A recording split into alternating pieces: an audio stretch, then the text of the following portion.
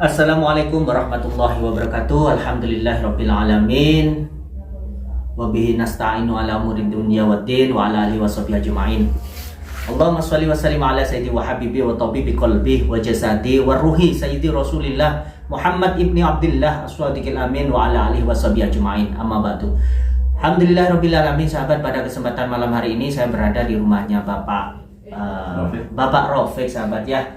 Alhamdulillah saya juga ikut berbahagia dan senang sekali di mana Bapak Rafiq ini kan sekarang sudah hijrah istilahnya gitu ya, menjadi orang yang baik. Jadi alhamdulillah kita ingin mewawancarai lah bagaimana beliau sekarang ini setelah beliau bertaubat kayak gitu, sahabat ya. Jadi alhamdulillah saya juga kesini disambut dengan baik juga gitu. Jadi kita mengobrol-ngobrol sebentar, sahabat ya, dengan Bapak Taufik ini. Apa kok sampai Bapak Taufik ini bisa terketuk hatinya untuk taubat gitu ya, menyadari semua kesalahannya gitu. Baik sahabat, kita langsung aja yuk tanya. Baik. Assalamualaikum Pak Taufik. Waalaikumsalam. Pak Taufik ya, salah Taufik terus sahabat. Gimana kabarnya Pak? Baik aja. Alhamdulillah baik. Sekarang lebih cerah sahabat wajahnya ya. Baik. Apa yang sampean rasakan Pak Taufik setelah sampean bertobat? Apa yang sampean rasakan, biar sahabat-sahabat semua ini biar tahu, biar menjadi pelajaran, menjadi hikmah gitu loh buat sahabat-sahabat semuanya ini. Alhamdulillah sejak mulai sadar itu kehidupan agak mulai kondisi mulai apa sih? Agak ringan. Mulai tobat maksudnya. Ya, mulai tobat itu agak ringan ya, pikiran itu tidak ada yang beban-beban udah hilang ya. Iya, agak hilang. Nggak ingin ritual lagi. Insya Allah enggak. Istilahnya kan ritual itu ada ritual yang positif, ada yang negatif, sahabat kan gitu sahabat. Tidak semua ritual itu negatif, sahabat ya. Ada juga yang positif gitu ya. Kayak kita sholat itu juga dinamakan ritual sholat gitu. Tapi kalau udah yang apa ya istilahnya menyekutukan Tuhan gitu ya, menyembah iblis, menyembah setan, itu baru yang nggak boleh gitu loh. Kalau cara menyembah Tuhan itu caranya banyak sekali, sahabat. Apalagi di Indonesia ini kan kita di negeri Nusantara terdiri dari banyak suku, golongan dan agama. Cara mereka menyembah Tuhan ya lain-lain caranya. Yang penting tidak berbuat jahat, itu aja ya. Tidak berbuat jahat, kemudian tidak bersekutu dengan setan, itu aja udah. Alhamdulillah Pak Rafiq ini udah kelihatan dari wajahnya aja udah kelihatan, sahabat, kalau sekarang beliau udah lebih tenang pikirannya, lebih damai kayak gitu Pak Rafiq ya. Istrinya gimana Pak? Ada. Bu? Mungkin masih masak mungkin apa? Ya nggak apa-apa Pak. Bu? Ya nggak apa-apa. Terus, Mbak, ya Allah, subhanallah. Sehat Mbak? Alhamdulillah sehat. Ini sahabat lebih cerah. Ya Allah, saya datang ke sini lagi Mbak ya, biar apa yang nanti sampean sampaikan ke kita biar bisa buat pelajaran bagi sahabat-sahabat netizen semuanya ini Mbak ya. Bahwasanya kalau kita bertobat, kita hijrah itu hati kita akan menjadi lebih tentram, lebih damai kayak gitu. Kenapa Mbak kok sampai mau sampai bertobat? Apakah karena kena azab gitu apa gimana? Kan kemarin sampean hatinya itu keras banget. Bapak ini juga nggak kena diajak komunikasi sedikit langsung gebrak-gebrak meja, sahabatnya. Ya, setelah kemarin sempat dapat kejadian gitu ya Pak ya. Jadi samping itu tidak enak sama warga. Punya warga gini yang mohon maaf sama warga-warga semua. Kalau ada yang merugikan, Bisa cuma minta maaf atas semua kesalahan dan keliruan yang pernah kita buat. Itu aja. Tapi warga di sini gimana Bu? Apa juga sudah menerima maafnya sampean? Apa mereka masih tetap takut ke sampean? Apa malah memusuhi itu warga sekitar sini? Insya Allah sudah baikkan warga-warga mau kesini sama kami. Ya, saya terima kasih sama warga masih mau menerima saya sama keluarga. seandainya ada kesalahan-kesalahan saya yang dulu mohon dimaafkan. Iya. Terus untuk uang yang sampean selewengkan ini Pak, gimana Pak? Apa sampean udah diganti lunas semuanya apa dicicil? Nah itu ratusan juta itu Pak. Masih dicicil, insya Allah saya kemungkinan saya usahakan untuk mencicil. Dicicil ya. Itu berat mungkin nggak bisa. Itu atas persetujuan Pak Lurah juga itu dicicil itu. Iya. Dari warga sama Pak. Dari warga juga ya. Dan sudah jadi niat kita ingin mengembalikan semua, tapi kalau sekaligus gitu terus terang kita nggak bisa, bisanya cuma yaitu Cicil ya, dicicil itu Alhamdulillah sampai udah. sesuai dengan nominal yang kita pakai. Iya. Memang sahabat ya, kalau kita pegang uang itu nggak kerasa ya Bu ya.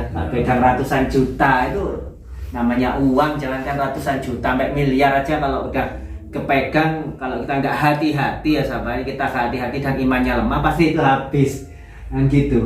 Ya Allah. Jadi bisa dicicil sama Pak apa itu sama takmir juga boleh Ya, dicicil gitu. boleh. Ya, Alhamdulillah. Intinya kalau sudah ada niatan mau mencicil, apalagi sampai udah tobat, Allah pasti ngasih jalan. Iya. Ngasih jalan. Ibu gimana perasaannya sekarang setelah kejadian ini? Ya alhamdulillah, saya juga hati saya juga mulai tenang, bisa bersosial lagi dengan tetangga itu sudah baik, sudah baik lah pokoknya. Iya. Jadi nggak ingin ada apa-apa lagi sudah, dan sudah menyesal dengan kesalahan perbuatan yang dulu sudah keliru. Alhamdulillah kalau warga udah memaafkan Pak ya. Kan karena apa? Kalau warga tidak memaafkan itu doa-doanya sampean, tobatnya sampean itu masih apa ya? Repot gitu. Intinya Allah belum bisa menerima Pak. Gitu. Tapi kalau sampean udah dimaafkan oleh warga, kemudian sampean nanti minta maaf pada Allah itu malah lebih gampang. Ya, insya Allah. Tapi namanya orang hijrah itu pasti ada di tengah jalan, nanti pasti ada ujiannya Pak. Pasti ada ujiannya lagi, saya yakin itu. Intinya semoga sampean dan ibu ini tetap kuat hatinya untuk memang lurus di jalannya Allah gitu, tidak neko-neko lagi gitu. Dan juga saya di sini bukan maksud menggurui ya Pak ya, mohon maaf, saya juga seorang spiritual juga lah, juga sudah tinggi ilmunya, juga banyak makan garam lah istilahnya ya. Saya tidak menggurui, cuma di sini karena sampean mempunyai tanggungan untuk mengembalikan utang yang ratusan juta itu Pak ya. Saran saya ada satu amalan Pak ya, saya yang dikasih oleh guru-guru saya sahabat, amalan agar segera lunas hutangnya. Nah, segera lunas hutang, kemudian saya mempunyai rezeki dari arah yang tidak disangka-sangka. Tuh, ini ada amalan saya udah diijazahkan oleh guru-guru saya, dan saya ingin amalan ini kalau Bapak berkenan ya, nanti sampean amalkan juga. Buat sahabat-sahabat semuanya, netizen yang mungkin saat ini terlilit hutang ya, hutangnya udah banyak, udah mau minta tolong ke sana kemari, ke teman, ke tetangga, ke saudara, tidak ada yang bantu untuk membayar hutang. Jangan takut, sampean punya Allah, sampean minta kepada Allah. Allah maha kaya sahabat ya. Jangankan cuma hutang, apapun akan diberi asalkan sampean benar-benar minta. Nah ini juga saya ijazahkan kepada sahabat-sahabat semua, seperti saya diijazahkan oleh guru-guru saya. Amalkan, insya Allah kalau sampean mengamalkan setiap hari ini, hutang sampean sebesar gunung pun pasti lunas. Kenapa saya bilang begitu? Karena saya sendiri yang mengalami itu. Jadi bacaannya seperti ini Pak ya. Mungkin nanti bisa, kalau Bapak tidak hafal nanti bisa ditonton nih di channel GIF, diulang-ulang gitu Pak ya.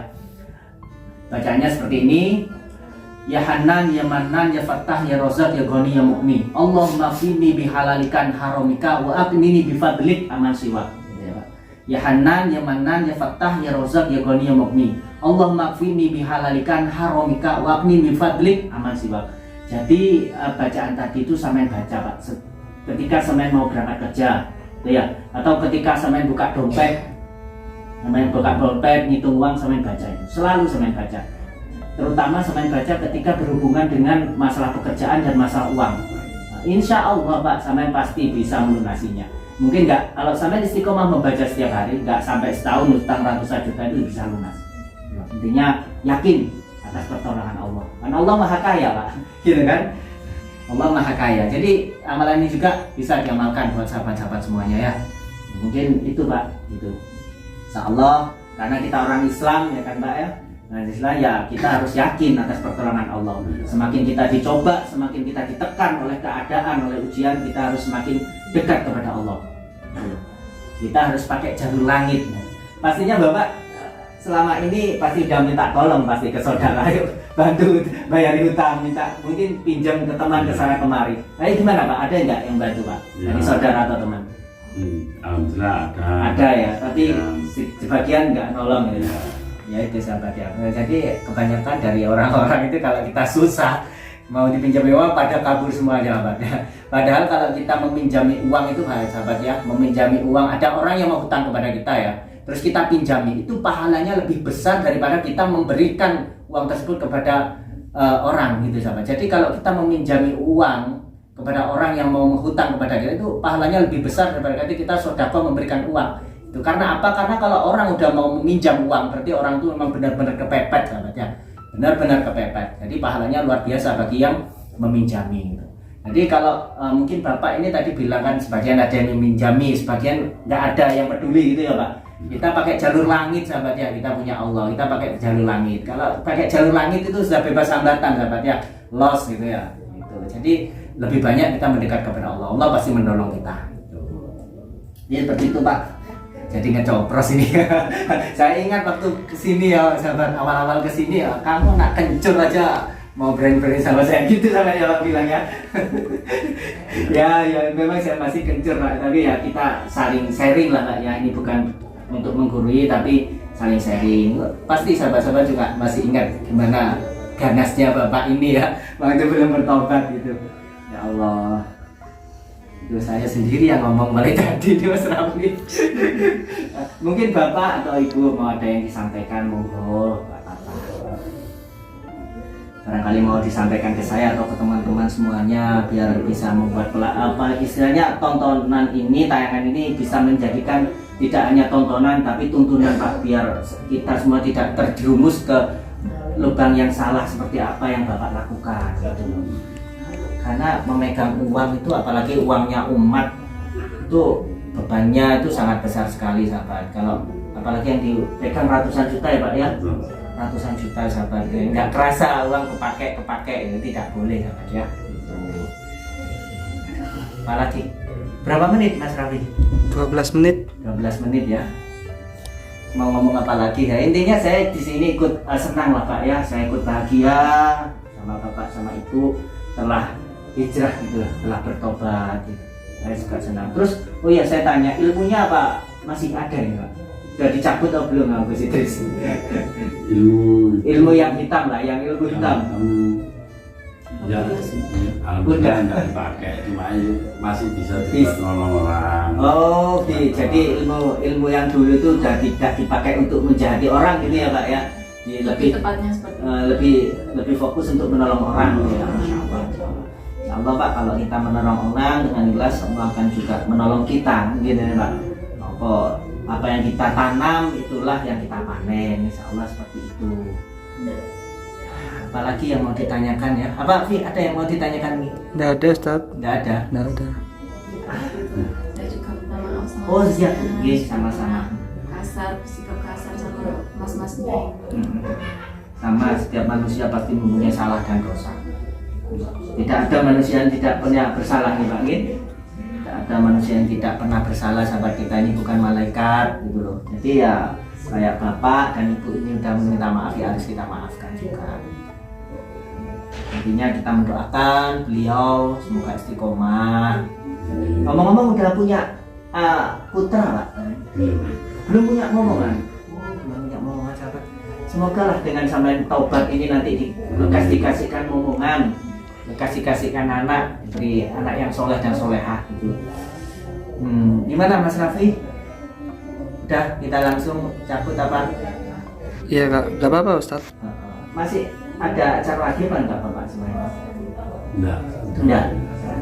Tapi takmir masih terlibat di takmir ya Pak sampai ya. Alhamdulillah masih dipercaya sahabat oleh masyarakat untuk apa itu menjadi takmir ya. Iya. Insya Allah orang takmir itu kan orang yang memakmurkan musola atau masjid, sahabat, pahalanya sangat luar biasa. Ya semoga lah Pak sampean cepat bisa membayar hutang-hutangnya sampean, kemudian juga bisa lekas membeli mempunyai momongan. Ya. Baik sahabat ya, kita tutup dengan sholawat sahabat ya. Sholawat taubibiyah, sholawat penyembuh penyakit hati dan penyakit dohir. Karena penyakit yang paling dahsyat itu adalah penyakit hati sahabat. Iri, sombong, dengki.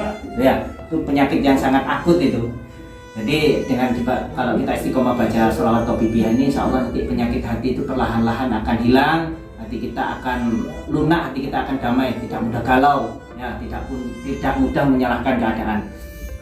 Allahumma sholli wa sallim ala sayyidi wa habibi wa tabibi qalbi wa jasadi wa ruhi sayyidi rasulillah Muhammad ibni Abdillah as-sadiqil amin wa ala alihi wa sahbihi ajma'in. Alhamdulillahirabbil alamin, alhamdulillahirabbil alamin.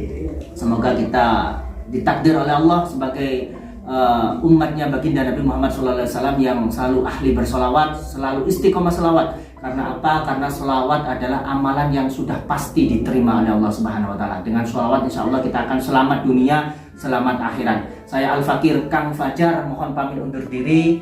Wabillahi taufik wal hidayah. Wassalamualaikum warahmatullahi taala wabarakatuh.